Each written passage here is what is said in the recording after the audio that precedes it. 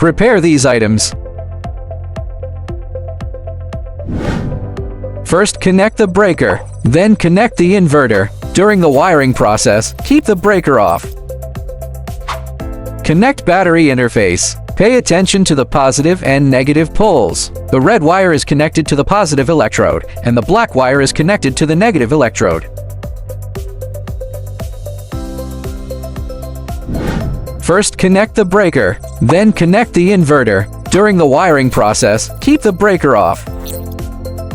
Connect the PV interface. Pay attention to the positive and negative poles. The red wire is connected to the positive electrode, and the yellow wire is connected to the negative electrode. First, connect the breaker, then connect the inverter. During the wiring process, keep the breaker off. Connect AC in. Connect each wire in sequence: live wire, neutral wire, and ground wire.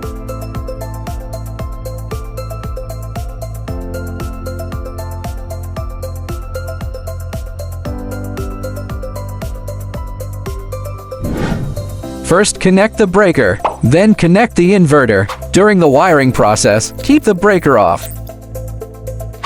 Connect load interface. Connect each wire in sequence: live wire and neutral wire.